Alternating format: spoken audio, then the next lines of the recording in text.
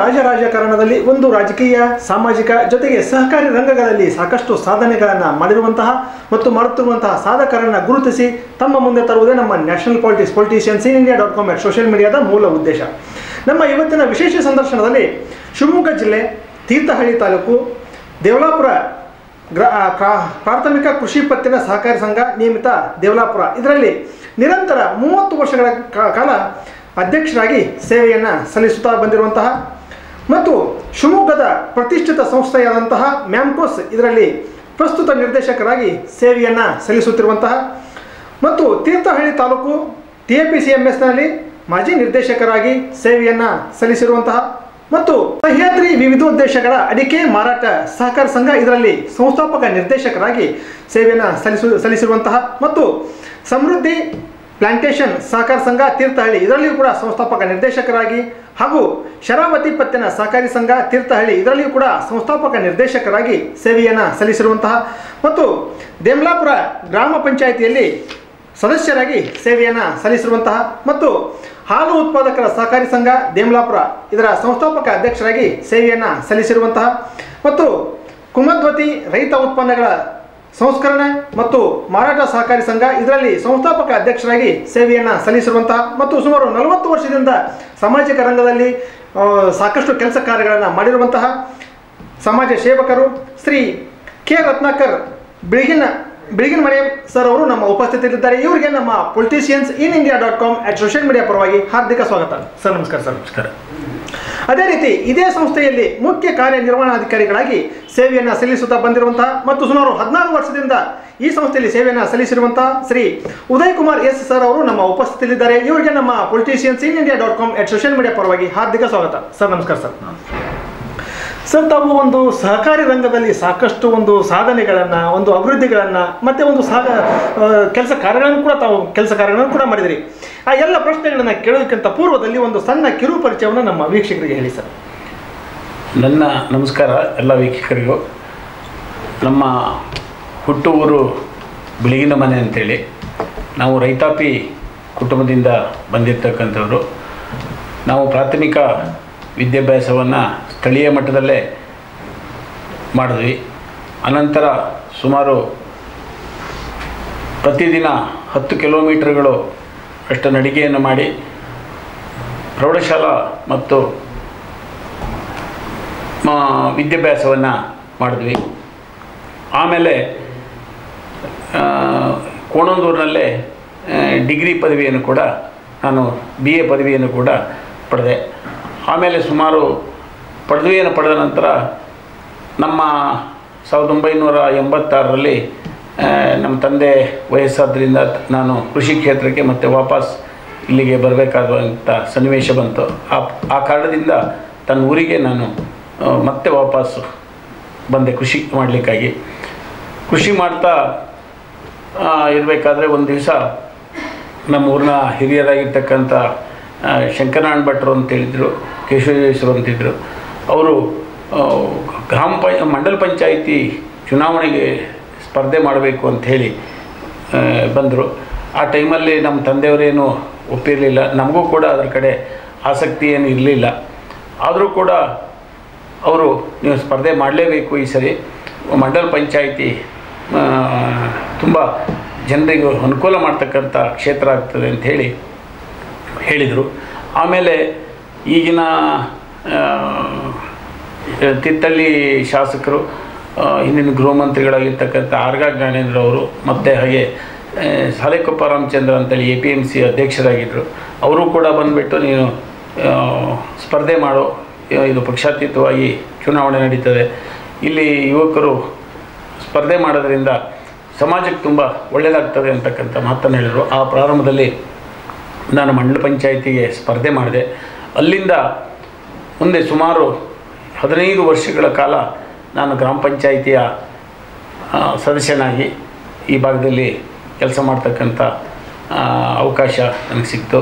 ಆಮೇಲೆ ಅನಿರೀಕ್ಷಿತವಾಗಿ ಸಹಕಾರಿ ರಂಗಕ್ಕೆ ನನಗೇನು ಸಹಕಾರಿ ರಂಗದಲ್ಲಿ ಬರಲೇಬೇಕು ಅಂತ ಹೇಳಿ ಮನಸ್ಸು ಮಾಡಿ ಬಂದಂಥದ್ದು ಅಲ್ಲ. ನಾವು ಆ ಕ್ಷೇತ್ರ ಅನಿರೀಕ್ಷಿತವಾಗಿ ನೀವು ನಿಲ್ಲಲೇಬೇಕು, ಈ ಸರಿ ಸಹಕಾರಿ ಸಂಘದ ಚುನಾವಣೆ ಬಂದಿದೆ ಅಂತ ಹೇಳಿದರು.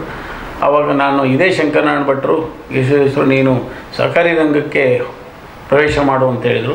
ಆ ಪ್ರಾರಂಭದಲ್ಲಿ ಸಹಕಾರಿ ರಂಗಕ್ಕೆ ದಿಮ್ಲಾಪುರ ಕೃಷಿ ಪತ್ತಿನ ಸಹಕಾರ ಸಂಘಕ್ಕೆ ನಾನು ಪ್ರವೇಶ ಮಾಡಿದೆ. ಪ್ರವೇಶ ಮಾಡೋದ್ರಿಂದಲೇ ನಾನು ಅಧ್ಯಕ್ಷನಾಗಿ ಕೂಡ ಆಯ್ಕೆಯಾದೆ. ಅಲ್ಲಿಂದ ತುಂಬ ವರ್ಷಗಳ ಕಾಲ ಇದು ಸಹಕಾರ ಸಂಘ ನಷ್ಟದಲ್ಲೂ ಮುಂದುವರಿತಾ ಬಂತು. ಆಮೇಲೆ ಬದಲಾಗಿರ್ತಕ್ಕಂಥ ಕಾನೂನು ಸನ್ನಿವೇಶಗಳು, ಬದಲಾಗಿರ್ತಕ್ಕಂಥ ವ್ಯವಸ್ಥೆಯಿಂದಾಗಿ ಸ್ವಲ್ಪ ನಾವು ಕೂಡ ಏಳು ಬೀಳುಗಳನ್ನು ಕಂಡಿರ್ತಕ್ಕಂಥದ್ದು ಈ ಸಹಕಾರ ಸಂಘದಲ್ಲಿದೆ.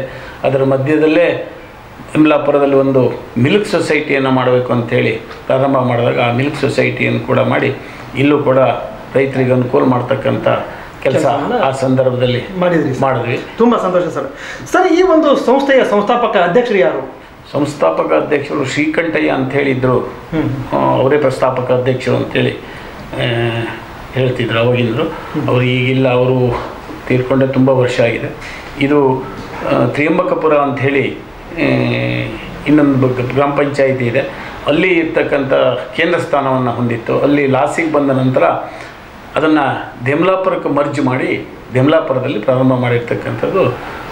ಆಮೇಲೆ ಇದು ದಿಮ್ಲಾಪುರ ಕೃಷಿ ಪತ್ತಿನ ಸಹಕಾರ ಸಂಘ ಆಗಿ ಕಾರ್ಯನಿರ್ವಹಿಸೋಕ್ಕೆ ಪ್ರಾರಂಭ ಮಾಡ್ತೀವಿ. Yes sir. ಸರ್, ಅಲ್ಲಿಂದ ಇಲ್ಲಿವರೆಗೂ ಸುಮಾರು 7 ಬೀಳುಗಳನ್ನು ಕಂಡಂಥ ಈ ಸಂಸ್ಥೆ ಯಾವ ರೀತಿ ಬೆಳ್ಕೊಂಡು ಬಂತು ಸರ್? ಇದು 7 ಬೀಳುಗಳು ಅಂತ ಹೇಳಿದರೆ ನಮಗೆ ಆವಾಗ ಸಾಲ ಕೂಡ ಭಾಳ ಕಡಿಮೆ ಪ್ರಮಾಣದಲ್ಲಿ ಸಾಲ ಕೊಡ್ತಾಯಿದ್ವಿ. ಈ ಗೊಬ್ಬರ ಮಾರಾಟ ಇತ್ತು, ಅದು ಕೂಡ ರೈತರಿಗೆ ಅವಾಗ ಭಾಳ ತುಂಬ ಕಷ್ಟದಾಯಕವಾಗಿರ್ತಕ್ಕಂಥ ಸನ್ನಿವೇಶ. ಆ ಸಂದರ್ಭದಲ್ಲಿ ಮಾರಾಟ ಕೂಡ ಕಡಿಮೆ ಆಗ್ತಿತ್ತು. ನಮ್ಮ ಅಕ್ಕಿ, ಸೀಮೆಎಣ್ಣೆ, ಸಕ್ಕರೆಯನ್ನು ಕೂಡ ಮಾರಾಟ ಮಾಡ್ತಿದ್ವಿ. ಅವತ್ತು ನಮ್ಮ ಹತ್ರ ದುಡಿಯೋ ಬಂಡವಾಳ ಏನು ಇರಲಿಲ್ಲ. ನಾವು ಬೇರೆ ಬೇರೆ ಕಡೆಯಿಂದ ತಂದುಬಿಟ್ಟು ಅವರಿಗೆ ವ್ಯಾಪಾರ ಮಾಡಿ ಅವ್ರಿಗೆ ದುಡ್ಡು ವಾಪಸ್ ಕೊಡ್ತಕ್ಕಂಥ ಪರಿಸ್ಥಿತಿ ನಮ್ಮಲ್ಲಿತ್ತು. ಆಮೇಲೆ ಹಂತ ಹಂತವಾಗಿ ಈಗ ಇತ್ತೀಚಿನ ದಿನಗಳಲ್ಲಿ ಕಾರ್ಯದರ್ಶಿಗಳು ಕೂಡ ಬದಲಾವಣೆ ಆದರು. ಆನಂತರ ಸ್ವಲ್ಪ ವೇಗವಾಗಿ ಈ ಸಹಕಾರಿ ಕ್ಷೇತ್ರ ಬೆಳೆದಂತೆಲ್ಲ ನಮ್ಮ ಸಹಕಾರ ಸಂಘವು ಬೆಳೀಲಿಕ್ಕೆ ಪ್ರಾರಂಭ ಆಯಿತು. ಎಸ್ ಸರ್, ತುಂಬ ಸಂತೋಷ ಸರ್. ಸರ್, ತಮ್ಮ ಒಂದು ಸಣ್ಣ ಕಿರು ಪರಿಚಯವನ್ನು ನಮ್ಮ ವೀಕ್ಷಕರ ಮುಂದೆ ಹೇಳಿ ಸರ್. ನಮಸ್ಕಾರ, ನನ್ನ ಹೆಸರು ಉದಯ್ ಕುಮಾರ್ ಅಂತೇಳಿ, ನಮ್ಮ ತಂದೆ ಹೆಸರು ಈಶ್ವರಪ್ಪ ಅಂತೇಳಿ. ನನ್ನ ಮೂಲ ಊರು ಚೆನ್ನಗಿರಿ ತಾಲೂಕು ಕೊರಟೀಕೆರೆ ಗ್ರಾಮ ಅಂತೇಳಿ. ನಾನು ಇಲ್ಲಿಗೆ ಬಂದು ಸುಮಾರು 15 ವರ್ಷ ಆಯಿತು. 2007 ಆಗಸ್ಟ್ 15ರಲ್ಲಿ ಇಲ್ಲಿ ನಾನು ರಿಪೋರ್ಟ್ ಮಾಡ್ಕೊಂಡಿದ್ದೆ. ಅಲ್ಲಿಂದ ಇಲ್ಲಿವರೆಗೂ ನಾವೊಂದು ಉತ್ತಮವಾಗಿ ಕೆಲಸವನ್ನು ಮಾಡ್ತಾ ಒಂದು ಸಂಸ್ಥೆಯನ್ನು ಈ ಮಟ್ಟಕ್ಕೆ ಒಂದು ತಂದಿಟ್ಟಕ್ಕೆ ಪ್ರಯತ್ನ ಮಾಡಿದ್ವಿ. Yes sir. ಸರ್, ತಾವು ಈ ಒಂದು ಸಂಸ್ಥೆಗೆ ಹೇಗೆ ಪಾದಾರ್ಪಣೆಯನ್ನು ಮಾಡಿದ್ರಿ? ಅಂದರೆ ನೀವು ತಮಗೆ ಪ್ರೇರಣೆ ಏನು? ಪ್ರೇರಣೆ ಅಂದರೆ ಸರ್, ಅಂದರೆ ಈಗ ನಾವು ಮನೆಯಲ್ಲಿ ಸ್ವಲ್ಪ ಬಡವರು, ಹಾಗಾಗಿ ನಾವು ಸ್ವಲ್ಪ ಜಾಬ್ ಹುಡುಕ್ತಾ ಇದ್ವಿ. ಈ ಕೋಆಪರೇಟಿವ್ ಬಗ್ಗೆ ನನಗೆ ಏನೂ ಒಂದು ಸಣ್ಣ ಅರಿವು ಇರಲಿಲ್ಲ. ಹಾಗಾಗಿ ನಮ್ಗೆ ಅದು ಒಂದು ಕೋರ್ಸ್ ಬಂತು. ನಾನು BA ಮುಗಿದ ಕೂಡಲೇ ಒಂದು 1 ಇಯರ್ ಗ್ಯಾಪ್ ಆಯಿತು. ಎಲ್ಲೂ ಜಾಬ್ ಸಿಗಲಿಲ್ಲ. ಎಂತ ಮಾಡೋದು, ಮನೇಲಿ ಬೇರೆ ಬಡತನ ಇತ್ತು. ಹೇಗೆ ಮಾಡೋದು, ಹೆಂಗೆ ಅಂತ ಭಾಳ ಚಿಂತೆ ಮಾಡ್ತಾಯಿದ್ವಿ.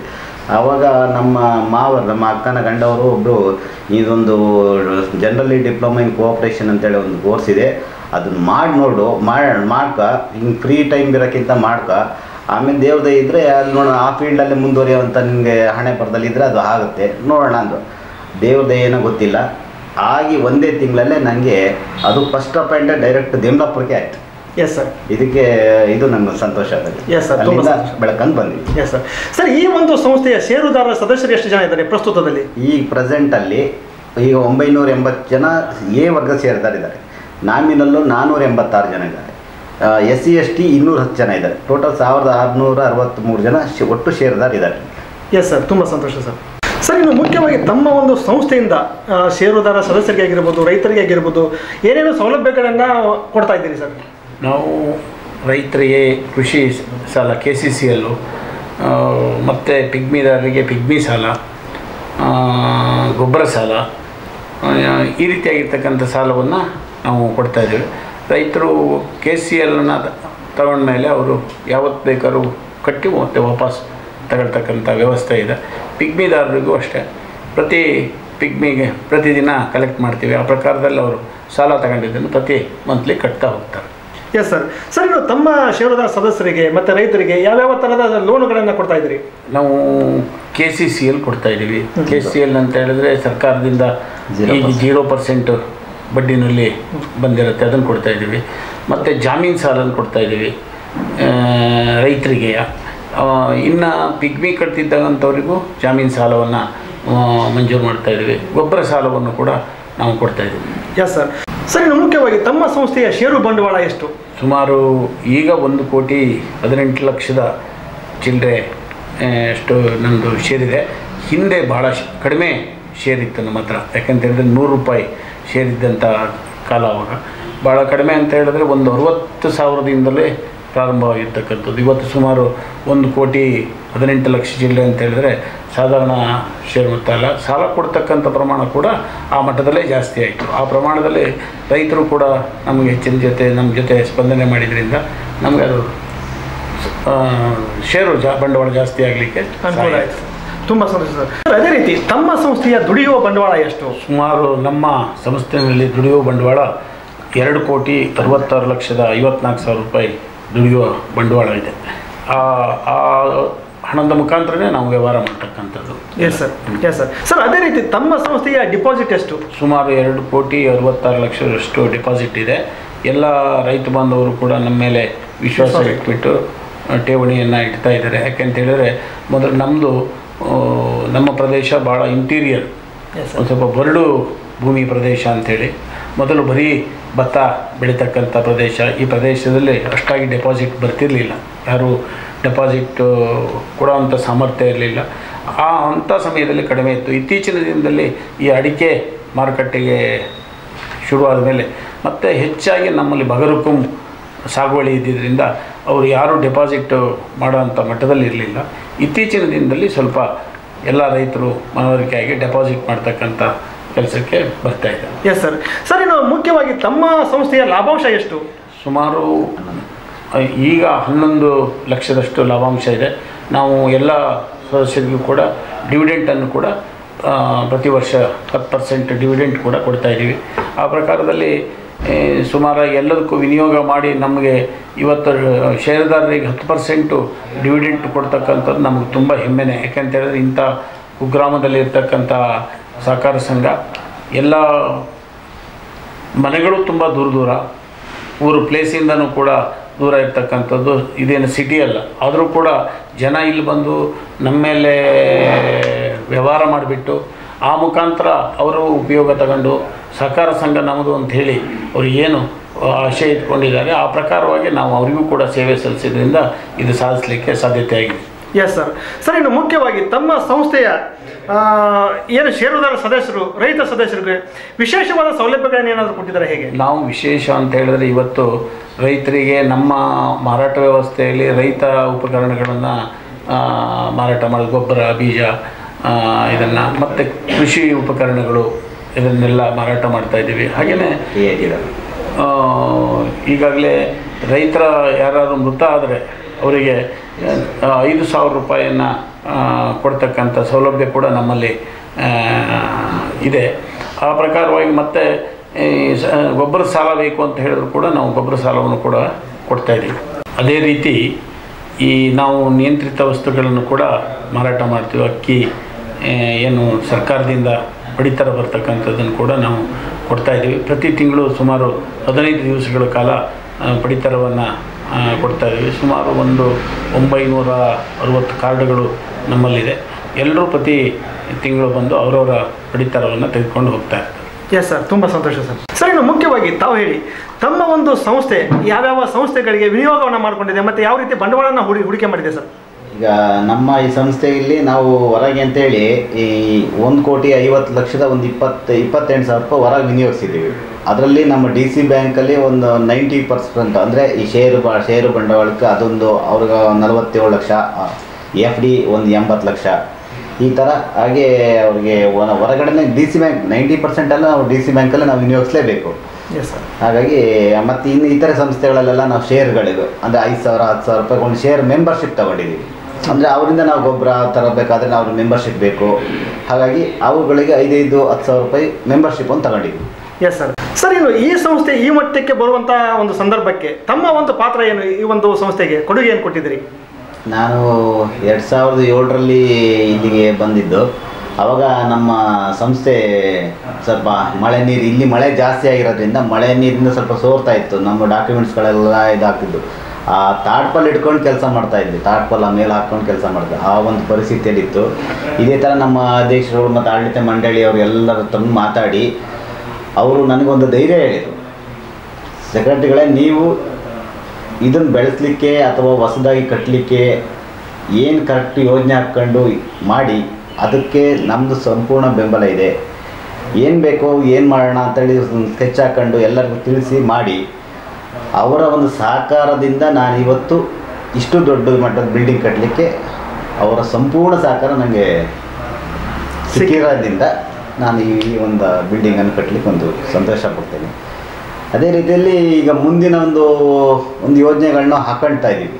ಅಂದರೆ ಈಗ ಒಂದು ನಮ್ಮದೇ ಆದಂಥ ಜಾಗ ಈ ಕಡೆ ಹಿಂದೆ ಇದೆ, ಅಲ್ಲಿ ಒಂದು ದೊಡ್ಡ ಸಭಾಭವನ ಮಾಡಬೇಕು.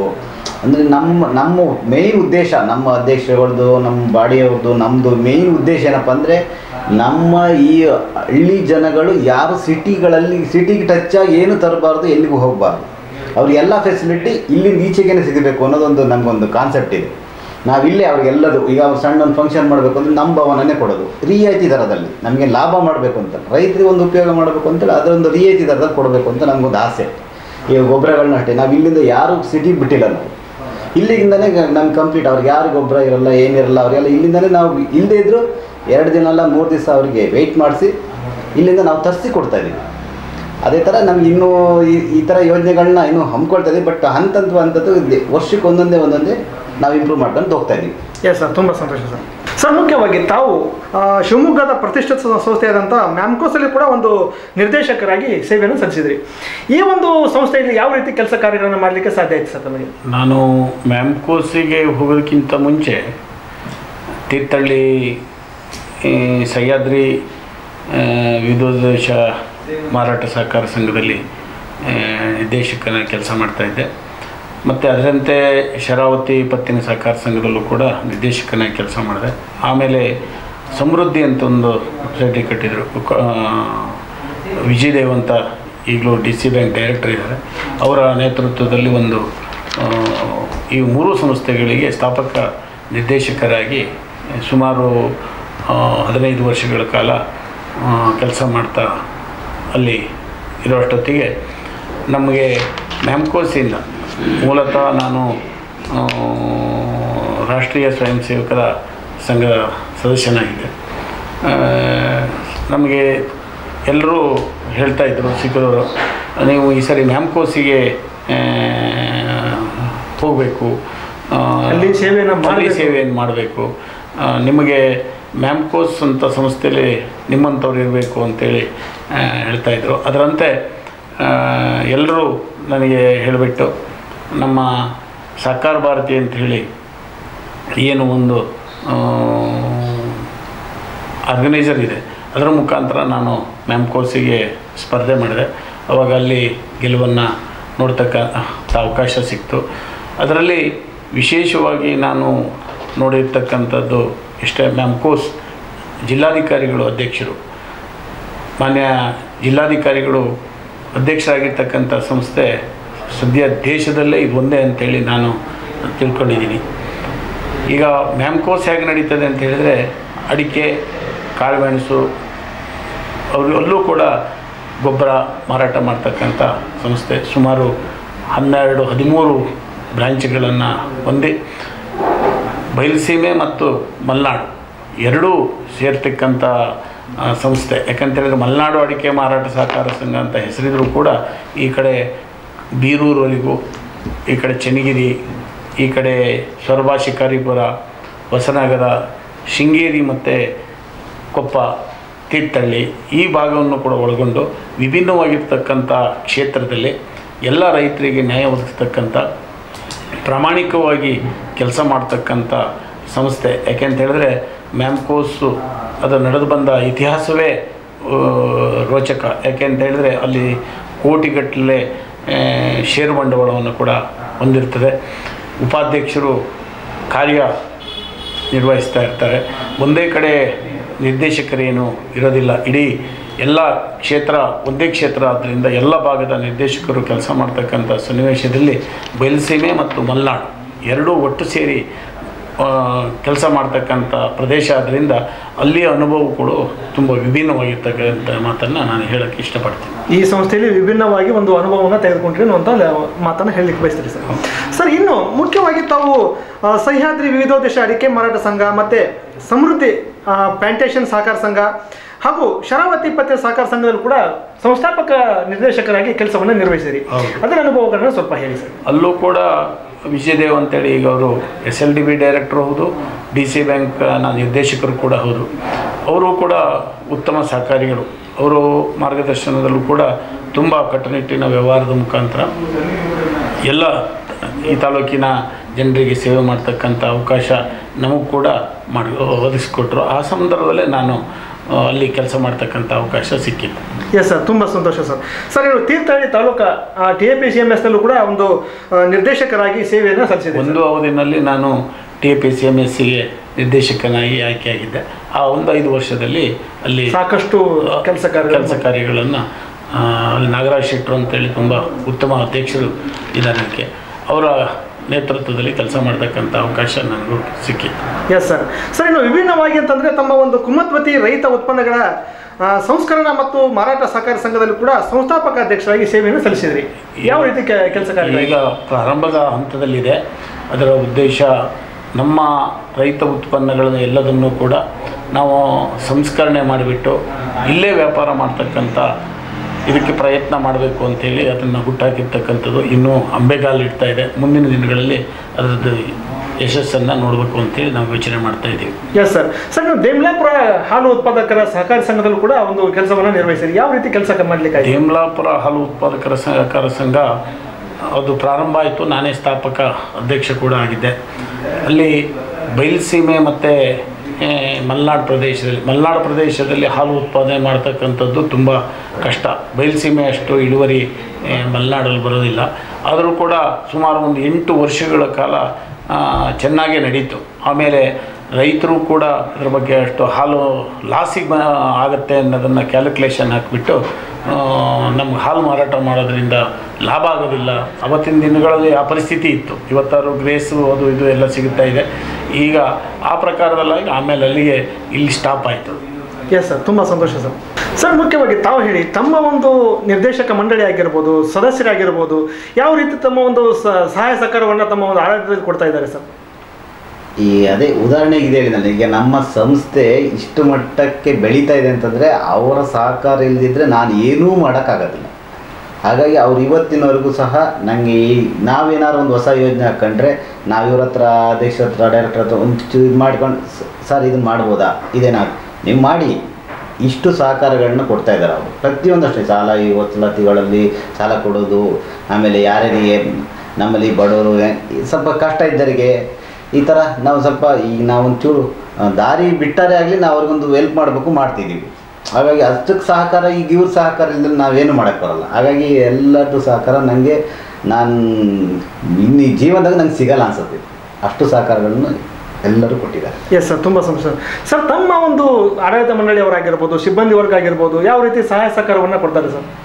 ನಾನು ಆಡಳಿತ ಮಂಡಳಿ ಮತ್ತು ಸಿಬ್ಬಂದಿ ವರ್ಗದ ಬಗ್ಗೆ ನಾನು ಹೇಳಬೇಕಾಗುತ್ತೆ. ಯಾಕೆಂತ ಹೇಳಿದ್ರೆ ಇವತ್ತಿನವರೆಗೂ ಸುಮಾರು 30 ವರ್ಷಗಳಿಂದ ಕೂಡ ನಾನು ಈ ಆಡಳಿತ ಮಂಡಳಿ ಬಗ್ಗೆ ಹೇಳಬೇಕು ಅಂತ ಹೇಳಿದ್ರೆ ಏನು ನಾವು ತೀರ್ಮಾನ ತಗೊಳ್ತೀವಿ, ನಮ್ಮ ಆಡಳಿತ ಮಂಡಳಿಯವರು ಪೂರ್ಣ ಸಹಕಾರವನ್ನು ಕೊಟ್ಟಿದ್ದರು.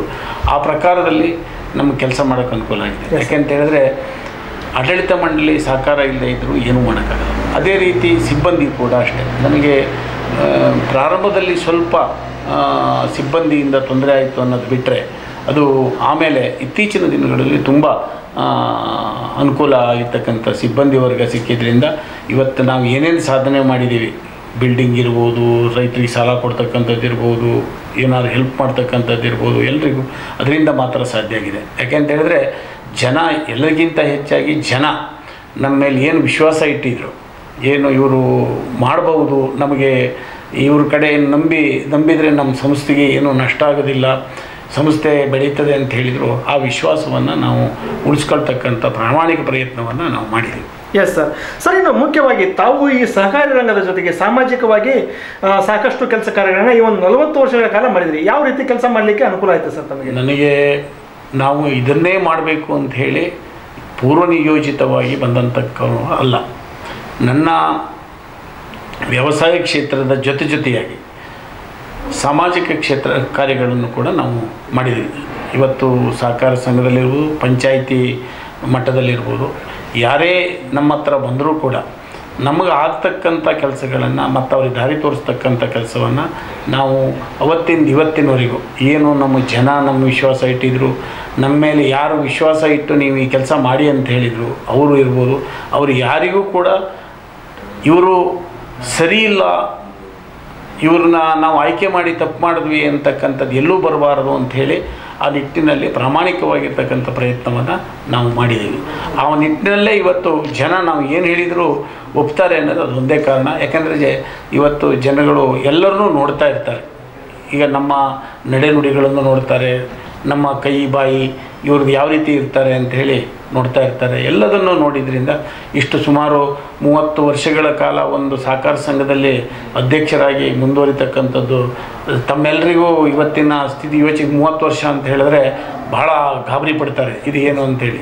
ಅಂಥ ಹೊತ್ತಿನಲ್ಲಿ ನಾವು ಮುಂದುವರೆದಿದ್ದೀವಿ ಅಂತ ಹೇಳಿದ್ರೆ ಆ ಜನ ನಮ್ಮ ಮೇಲೆ ವಿಶ್ವಾಸ ಇಟ್ಟಿರ್ತಕ್ಕಂಥ ನಿರ್ದೇಶಕರು, ನಮ್ಮ ವಿಶ್ವಾಸ ಇಟ್ಟಿರ್ತಕ್ಕಂಥ ಸಿಬ್ಬಂದಿ ವರ್ಗ, ನಮ್ಮನ್ನು ಮೇಲಿನ ಮಟ್ಟದಲ್ಲಿ ಏನು ನಾವು ಕೆಲಸ ಮಾಡ್ತಕ್ಕಂಥ ಕ್ಷೇತ್ರದಲ್ಲಿರ್ತಕ್ಕಂಥ ಮುಖಂಡರು ನಮ್ಮ ಮೇಲೆ ಏನು ವಿಶ್ವಾಸ ಇಟ್ಟರು ಅದನ್ನು ಉಳಿಸ್ಕೊಂಡು ಹೋಗೋದಕ್ಕೆ ನಾವು ಪ್ರಯತ್ನ ಮಾಡಿದ್ದೀವಿ. ಎಸ್ ಸರ್, ತುಂಬ ಸಂತೋಷ ಸರ್. ಸರ್, ಇನ್ನು ಮುಖ್ಯವಾಗಿ ತಮ್ಮ ಒಂದು ಆಡಳಿತ ಮಂಡಳಿಯವರ ಹೆಸರೇನು ಮತ್ತು ಒಂದು ಸಿಬ್ಬಂದಿ ವರ್ಗದವರ ಹೆಸರೇನು ಸರ್? ನಮ್ಮ ಆಡಳಿತ ಮಂಡಳಿಯಲ್ಲಿ ಒಟ್ಟು 15 ಜನ ಆಡಳಿತ ಮಂಡಳಿ ಸದಸ್ಯರಿವೆ. ಆ ಪ್ರಕಾರದಲ್ಲಿ ರತ್ನಾಕರ್ ಅಧ್ಯಕ್ಷರು, ನಾನು BS ನಾಗರಾಜ್ ಉಪಾಧ್ಯಕ್ಷರಿದ್ದಾರೆ, SC ರವೀಂದ್ರ ಅಂತೇಳಿ ನಿರ್ದೇಶಕರಿದ್ದಾರೆ, EG ಪವನ್ ಅಂತ ನಿರ್ದೇಶಕರಿದ್ದಾರೆ, HS ಮಂಜುನಾಥ್ ಅಂತ ನಿರ್ದೇಶಕರು, MH ರಾಮಕೃಷ್ಣ ಅಂತ ನಿರ್ದೇಶಕರು, ಪ್ರಜ್ವಲ್ ಅಂತ ನಿರ್ದೇಶಕರು, ಉದಯ್ ಕುಮಾರ್ ಅಂತ ನಿರ್ದೇಶಕರು, ಶೇಖರ ಅಂತ ನಿರ್ದೇಶಕರು, DP ವಿಶ್ವನಾಥ ನಿರ್ದೇಶಕರು, ಶ್ರೀಮತಿ PK ಸಾವಿತ್ರಿ ನಿರ್ದೇಶಕರು, ಶ್ರೀಮತಿ ಶ್ರುತಿ ನಿರ್ದೇಶಕರು, ಶ್ರೀ ಶಿವಕುಮಾರ್ DC ಬ್ಯಾಂಕಿನ ಪ್ರತಿನಿಧಿ ನಿರ್ದೇಶಕರು, HS ದಯಾನಂದ್ ಅಂತೇಳಿ ವೃತ್ತಿಪರ ನಿರ್ದೇಶಕರು, KN ಪ್ರಭಾಕರ ಅಂತೇಳಿ ವೃತ್ತಿಪರ ನಿರ್ದೇಶಕರು, ಸುಮಾರು 15 ಜನ ನಿರ್ದೇಶಕರನ್ನು ನಾವು ಹೊಂದಿದ್ದೀವಿ. ಅದೇ ರೀತಿ ಸಿಬ್ಬಂದಿ ವರ್ಗನೂ ಕೂಡ ಸಿಬ್ಬಂದಿ ವರ್ಗ ಕೂಡ ಸುಮಾರು 4 ಜನ ಸಿಬ್ಬಂದಿಗಳು ನಮ್ಮ ಹತ್ರ ಕೆಲಸ ಮಾಡ್ತಾ ಇದ್ದಾರೆ. 2 ಪಿಗ್ಮಿ ಕಲೆಕ್ಟರ್ ಕೂಡ ಕೆಲಸ ಮಾಡ್ತಾ ಇದ್ದಾರೆ. ಇವರು ನಮ್ಮ ಉದ್ದೇಶ ಸ್ಪಷ್ಟ, ನಮ್ಮ ತೀರ್ಮಾನದಲ್ಲಿರ್ತಕ್ಕಂಥದ್ದು ನಮ್ಮ ಸಹಕಾರ ಸಂಘ ಒಂದು ಮಾಡೆಲ್ ಸಹಕಾರ ಸಂಘ ಆಗಬೇಕು ಅಂಥೇಳಿ ನಮ್ಮ ಯೋಚನೆ ಇಟ್ಕೊಂಡು ನಾವು ಮಾಡ್ತಕ್ಕಂಥದ್ದು.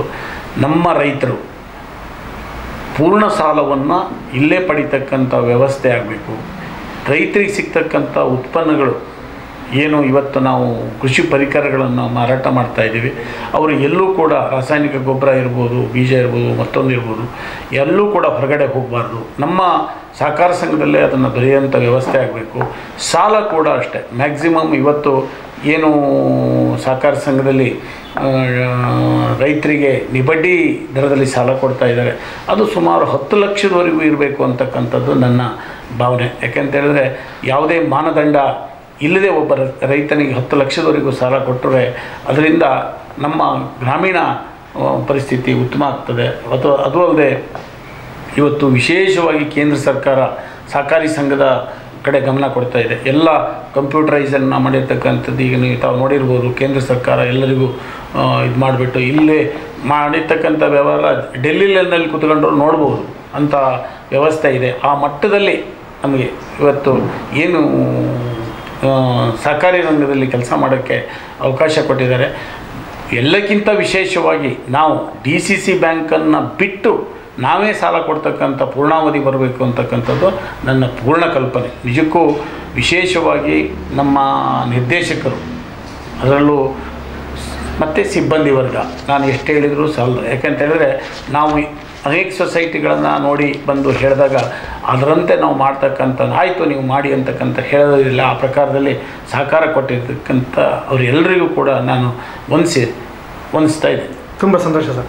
ಸರ್, ಇನ್ನು ಕೊನೆಯದಾಗಿ ತಮ್ಮ ಭಾಗದ ರೈತ ಸದಸ್ಯರಿಗಾಗಿರ್ಬೋದು, ಷೇರುದಾರ ಸದಸ್ಯರಿಗಾಗಿರ್ಬೋದು, ತಮ್ಮ ಒಂದು ಪಕ್ಷದ ಏನು ಮುಖಂಡರಿಗಾಗಿರ್ಬೋದು, ತಮ್ಮ ಒಂದು ಆಡಳಿತ ಮಂಡಳಿಯವರಿಗೆ ಆಗಿರ್ಬೋದು, ಯಾವ ರೀತಿ ಸಂದೇಶವನ್ನು ತಾವು ಹೇಳಲಿಕ್ಕೆ ತಾವು ಬಯಸ್ತೀರಿ ಸರ್ ನಮ್ಮ ಮೀಡಿಯಾ ಮೂಲಕ? ಮೀಡಿಯಾ ಮುಖಾಂತರ ನಾನು ಹೇಳೋದಿಷ್ಟೇ, ಇದುವರೆಗೂ ಏನು ನನ್ನ ಸುದೀರ್ಘ 40 ವರ್ಷಗಳ ಸಾಮಾಜಿಕ ಕ್ಷೇತ್ರದಲ್ಲಿ ನನ್ನ ಬೆಳೆಸಿರ್ತಕ್ಕಂಥ ನಮ್ಮ ಭಾಗದ ಏನು ವಿಶೇಷವಾಗಿ ಧಿಮ್ಲಾಪುರ ಮತ್ತು ತ್ರಿಯಂಬಕಪುರ ಗ್ರಾಮ ಪಂಚಾಯಿತಿಯ ಎಲ್ಲ ಷೇರುದಾರರು, ಮತದಾರರು ಅಲ್ಲದೆ ನನ್ನ ರಾಷ್ಟ್ರೀಯ ಸ್ವಯಂ ಸೇವಕ ಸಂಘದ ಪದಾಧಿಕಾರಿಗಳು, ಕ್ಷೇತ್ರದ ಶಾಸಕರು, ಹಾಗೆಯೇ ನಮ್ಮ ಊರಿನ ಪ್ರತಿಷ್ಠಿತ ಕುಟುಂಬದಿಂದ ಪ್ರತಿನಿಧಿಸ್ತಕ್ಕಂಥವ್ರು. ಯಾಕೆಂತ ಹೇಳಿದ್ರೆ ನನಗೆ ವಿಶೇಷವಾಗಿ ಪ್ರಾಶಸ್ತ್ಯ ಕೊಟ್ಟಿರ್ತಕ್ಕಂಥವ್ರು ನಮ್ಮ ಧಿಮ್ಲಾಪುರ ಸುತ್ತಮುತ್ತಲಿನವರು. ಯಾಕೆಂತ ಹೇಳಿದ್ರೆ ನಾನು ಅವತ್ತಿನಿಂದ ಇವತ್ತಿನವರೆಗೂ ಏನು ಈ ಕ್ಷೇತ್ರದಲ್ಲಿ ಬೆಳೆದಕ್ಕೆ ಮೂಲ ಕಾರಣವೇ ಈ ಗ್ರಾಮ. ಇಲ್ಲಿ ನಾನು ಮಾಡಿರ್ತಕ್ಕಂಥ ಕೆಲಸದಲ್ಲಿ ಏನೇ ಲೋಪ ಇದ್ದರೂ ಕೂಡ ಅದನ್ನು ನೇರವಾಗಿ ನಮಗೆ ಹೇಳಿ ಆ ಮುಖಾಂತರ ತಿದ್ದುಪಡಿ ಆಗ್ತಕ್ಕಂಥ ಕೆಲಸವನ್ನು ಕೂಡ ಅವರು ಮಾಡಿದ್ದಾರೆ. ಈಗಾಗಲೇ ನನ್ನ ಷೇರುದಾರ ಸದಸ್ಯರು 30 ವರ್ಷದಿಂದ ನಾನು ಏನು ಈ ಕಾರ್ಯಭಾರ ಮಾಡಿದ್ದೀನಿ ಅದನ್ನು ಸಂಪೂರ್ಣ ಒಪ್ಪಿಕೊಂಡು ಈ ಸಹಕಾರ ಸಂಘ ಬೆಳೀಲಿಕ್ಕೆ ಅವರು ಕೂಡ ಕಾರಣಕರ್ತರಾಗಿದ್ದಾರೆ. ಅವರಿಗೂ ಮತ್ತು ನನ್ನನ್ನು ಬೆಳೆಸಿರ್ತಕ್ಕಂಥ ಈ ಭಾಗದ ಎಲ್ಲ ಜನರಿಗೂ, ನನ್ನ ವಿಶೇಷವಾಗಿ ನಾನು ಪ್ರತಿನಿಧಿಸ್ತಕ್ಕಂಥ ಪಕ್ಷದ ನನ್ನ ಎಲ್ಲ ಮುಖಂಡರಿಗೂ, ರಾಷ್ಟ್ರೀಯ ಸ್ವಯಂ ಸೇವಕ ಸಂಘದ ಕಾರ್ಯಕರ್ತರಿಗೂ ಎಲ್ಲರಿಗೂ ನಾನು ವಂದಿಸಿ ನನ್ನ ಮಾತನ್ನು ಮುಗಿಸ್ತಾ ಇದ್ದೀನಿ. ಜೈ. ತುಂಬ ಸಂತೋಷ ಸರ್. ಸರ್, ತಾವು ಹೇಳಿ ತಮ್ಮ ಒಂದು ಕ್ಷೇತ್ರದ ಜನತೆಗೆ ಆಗಿರ್ಬೋದು, ಈ ಒಂದು ಸಂಸ್ಥೆಯ ನಿರ್ದೇಶಕ ಮಂಡಳಿಯವರಿಗೆ ಆಗಿರ್ಬೋದು, ಯಾವ ರೀತಿಯ ಸಂದೇಶವನ್ನು ತಾವು ಹೇಳಲಿಕ್ಕೆ ಬಯಸ್ತೀರಿ? ನಮ್ಮ ಈ ಸಂಸ್ಥೆ ಅಧ್ಯಕ್ಷ ಹೇಳ್ದಾಗೆ ಈಗ ಎಲ್ಲ ಸದಸ್ಯರುಗಳ ಸಹಾಯ ಇಲ್ಲದೆ ಇದ್ದರೆ ನಾವು ಯಾವ ಆಡಳಿತ ಮಂಡಳಿ ಸಿಬ್ಬಂದಿ ವರ್ಗ ಯಾವುದೇ ವರ್ಕ್ ಮಾಡೋಕ್ಕಾಗೋದಿಲ್ಲ. ನಮ್ಮಗಳ ಒಂದು ಯೋಚನೆಗೆ ಎಲ್ಲ ಸದಸ್ಯರುಗಳು ಸಹ ನಮಗೆ ಸ್ಪಂದನೆ ಮಾಡಿದ್ದಾರೆ. ಯಾಕೆಂದರೆ ಅದರಂತೆ ನಾವು ಕೂಡ ಅವ್ರಿಗೆ ಏನೇನು ನಮ್ಮ ಕಡೆಯಿಂದ ಕೊಡಬೇಕಾಗುತ್ತೆ ಅನ್ನೋದು ಫೆಸಿಲಿಟಿಗಳು ಏನೇನು ಸಿಗಬೇಕು ಅನ್ನೋದನ್ನು ನಮ್ಮ ಆಡಳಿತ ಮಂಡಳಿಗಳಲ್ಲದೇ ಸದಸ್ಯರು ಸಹ ಬಂದು ನಮಗೆ ಒಂದು ನಿರ್ದೇಶನ ಮಾಡಿ ಹೋಗ್ತಾರೆ. ಅವ್ರು ನಮ್ಮ ಆಡಳಿತ ಮಂಡಳಿ ಒಂದೇ ಅಲ್ಲ, ಅವರು ಸಹ ಬಂದು ಸೆಕ್ರೆಟರಿಗಳೇ, ಅಧ್ಯಕ್ಷರೇ ಇಂಥದ್ದು ಮಾಡಿ ಅಂತ ಜನಗಳೇ ಹೇಳುವಷ್ಟು ಮಟ್ಟಕ್ಕೆ ನಮ್ಮ ಜನ ಇದ್ದಾರೆ. ಹಾಗಾಗಿ ನಾವು ಅವರಿಗೆ ನಾವು ಇಲ್ಲಿರುವ ತನಕನೂ ಅವರಿಗೆ ನಾವೊಂದು ಚಿರಋಣಿ. ಅದರಂತೆಯೇ ಈಗ ನಮ್ಮ ಸಂಘಕ್ಕೆ ಒಳ್ಳೆ ರೀತಿಯಲ್ಲಿ ನಾವು ಕೇಳಿದಾಗ, ಈಗ ನಾವು ಸ್ಟಾರ್ಟಿಂಗ್ ನಾವು 45 ಲಕ್ಷ ಸಾಲದಲ್ಲಿ ಇದ್ದೀವಿ. ಸಾಲ ನಮ್ಮಲ್ಲಿತ್ತು. ಇವಾಗ ನಮ್ಮದು 8 ಕೋಟಿ ಸಾಲ ತರಲಿಕ್ಕೆ ನಮ್ಮ ಜಿಲ್ಲಾ ಬ್ಯಾಂಕಿನ ಅಧ್ಯಕ್ಷರು, ನಿರ್ದೇಶಕರು ಮತ್ತು ನಮ್ಮ ತೀರ್ಥಹಳ್ಳಿ ನಿರ್ದೇಶಕರಾದ ಶ್ರೀ H.N. ವಿಜಯದೇವರು ಅವರ ಸಹಾಯ ನಮಗೆ ಭಾಳ ಇದೆ. ನಮ್ಮ ಸಂಸ್ಥೆಯ ಮೇಲೆ ಭಾಳ ಇದೆ ಅವರಿಗೆ. ಎಷ್ಟು ಭಾಳ ಋಣ ಇದೆ ನಮಗೆ ಅವ್ರಿಗೂ. ಏಕೆಂದರೆ ನಾವು ಕೇಳಿದಾಗೆಲ್ಲ ನಾವು 1 ಕೋಟಿ 2 ಕೋಟಿ 3 ಕೋಟಿಗಟ್ಟಲೆ ಕೇಳಿದಾಗೆಲ್ಲ ನಮಗೆ ಸಾಲವನ್ನು ಕೇಳಿದ ಟೈಮಿಗೆ ನಮಗೆ ಒದಗಿಸ್ಕೊಟ್ಟಿದ್ದಾರೆ. ಅದೇ ರೀತಿ ನಮ್ಮ DC ಬ್ಯಾಂಕ್ ಕೊಣಂದೂರು ಶಾಖೆಯಲ್ಲಿ ಅವರು ಸಹ ಸರಿಯಾದ ಸಮಯಕ್ಕೆ ನಮ್ಮ ರಿಲೀಸ್ ಆರ್ಡರ್ಗಳನ್ನು ಹಾಕಿ ಜನಗಳಿಗೆ ಹೊರಗಿನಿಂದ ಎಲ್ಲ ಒಟ್ಟು ಯಾರೂ ಸಹ ಸಾಲದಿಂದ ಇದಾಗಬಾರ್ದು ಅಂಥೇಳಿ ಎಲ್ಲರಿಗೂ ಸಹ ಒಳ್ಳೆಯ ರೀತಿಯಲ್ಲಿ ಅವರಿಗೆ ಸರ್ವಿಸ್ ಕೊಟ್ಟಿದ್ದಾರೆ. ಇದೇ ಥರ ಅವರು ಮುಂದೆ ಇವೆಷ್ಟೆಲ್ಲ ಮಾಡಲಿಕ್ಕೆ ನಮ್ಮ ಆಡಳಿತ ಮಂಡಳಿಯವರು ಸಹ ಅಷ್ಟೇ. ನಾವು ಈಗ ಲೋನ್ ತರಬೇಕಾದ್ರೂ ಸಹ ಅವರೇ ಸಹ ಇಲ್ಲಿ ನಮ್ಮಲ್ಲಿ ಕೆಲವೊಂದು ವರ್ಕ್ ಮಾಡಿದ್ದಾರೆ. ಯಾಕೆ ನಮ್ಮ ಬ್ಯುಸಿ ಶೆಡ್ಯೂಲಲ್ಲಿ ಅವರೇ ಬಂದು ಒಂದ್ಸರಿ ಕ್ಯಾಶ್ ಎಣಿಸೋದು, ನಮಗೆ ನಾವಿಲ್ದಾಗ ಅವ್ರು ಬಂದು ಕೂರೋದು, ಈ ಥರ ಎಲ್ಲ ನಾವೀಗ ಕ್ಯಾಶ್ ಕಟ್ಟಕ್ಕೆ ಹೋಗ್ತೀವಿ, ಇನ್ನೊಂದು ಕ್ಯಾಶ್ ಬರ್ತಾರೆ, ಇನ್ನೊಬ್ರು ಇರೋದು ಇಲ್ಲಿ ಡೈರೆಕ್ಟ್ರು. ಹಾಗಾಗಿ ನಾವು ನಿರ್ದೇಶಕರನ್ನು ಮರೆಯಾಗಿಲ್ಲ, ಅಧ್ಯಕ್ಷರನ್ನಂತೂ ನಾವು ಮರೆಯಂಗೇ ಇಲ್ಲ. ಅಷ್ಟು ಸಪೋರ್ಟ್ ನಮಗೆ ಮಾಡಿದ್ದಾರೆ. ಹಾಗೇ ರೀತಿ ನಮ್ಮ ಸಿಬ್ಬಂದಿ ವರ್ಗ, ಈಗ ನಾನು ಒಬ್ಬನೇ ಮಾಡಲಿಕ್ಕಾಗಲ್ಲ, ನಮ್ಮ ಸಿಬ್ಬಂದಿ ವರ್ಗನೇ ನಮಗೆ ಮೇಯ್ನ್. ನಾನು 40% ಮಾಡಿದರೆ ಅವ್ರು 60% ಕೆಲಸ ಮಾಡ್ತಿದ್ದಾರೆ. ಹಾಗಾಗಿ ಅವ್ರಿಗೂ ಸಹ ಎಲ್ಲರಿಗೂ ಅದೇ ರೀತಿ ನಮ್ಮ ಸದಸ್ಯರಿಗೂ ಸಕಾಲದಲ್ಲಿ ಸಾಲವನ್ನು ಪಡ್ಕೊಂಡು ಮರುಪಾವತಿ ಮಾಡಿದಂಥ ಎಲ್ಲ ಸದಸ್ಯರು ಇನ್ನು ಮುಂದೆ ನೀವು ಇದೇ ರೀತಿ ಎಲ್ಲರೂ ಸಹಕಾರ ಸಿಗಲಿ ಅಂತ ಕೋರ್ತಾ ನನ್ನ ಮಾತುಗಳನ್ನು ಮುಗಿಸ್ತೇವೆ. ನಮಸ್ಕಾರ. ತುಂಬ ಸಂತೋಷ ಸರ್. ಇಷ್ಟೊತ್ತು ನಮ್ಮ ವೀಕ್ಷಕರ ಮುಂದೆ ತಮ್ಮ ಒಂದು ಸಂಸ್ಥೆಯ ಎಲ್ಲ ಕಾರ್ಯಕ್ರಮಗಳನ್ನು ಹಂಚಿಕೊಳ್ಳೋದಕ್ಕೆ ತುಂಬ ಧನ್ಯವಾದಗಳು. ನಮಸ್ಕಾರ ಸರ್. ಧನ್ಯವಾದ ಸರ್. ನಮಸ್ಕಾರ. ತಮಿಳುನಾಡಿನ ವೀಕ್ಷಕರು, ಇಷ್ಟೊತ್ತು ಮಾತನಾಡಿದಂತಹ ಶಿವಮೊಗ್ಗ ಜಿಲ್ಲೆ ತೀರ್ಥಹಳ್ಳಿ ತಾಲೂಕು ದೇಮ್ಲಾಪುರ ಪ್ರಾಥಮಿಕ ಕೃಷಿ ಪತ್ತಿನ ಸಹಕಾರ ಸಂಘ ನಿಯಮಿತ ದೇಮ್ಲಾಪುರ ಇದರ ಹಾಲಿ ಅಧ್ಯಕ್ಷರು ಹಾಗೂ ಸಹಕಾರಿ ರಂಗದ ಧುರೀಣರು ಆಗಿರುವಂತಹ ಶ್ರೀ ಕೆ ರತ್ನಾಕರ್ ಬಿಳಿಗಿನ ಮನೆ ಸರ್ ಅವರ ಮಾತುಗಳನ್ನು ಮತ್ತು ಇದೇ ಸಂಸ್ಥೆಯ ಮುಖ್ಯ ಕಾರ್ಯನಿರ್ವಹಣಾಧಿಕಾರಿಗಳು ಶ್ರೀ ಉದಯ್ ಕುಮಾರ್ ಎಸ್ ಸರ್ ಅವರ ಮಾತುಗಳನ್ನು ಇವರ ಇನ್ನಷ್ಟು ಮಾಹಿತಿಗಾಗಿ ಲಾಗ್ ಆನ್ ಆಗಿ www.politiciansinIndia.com ಸೋಷಿಯಲ್ ಮೀಡಿಯಾ. ಜೈ ಹಿಂದ್, ಜೈ ಕರ್ನಾಟಕ.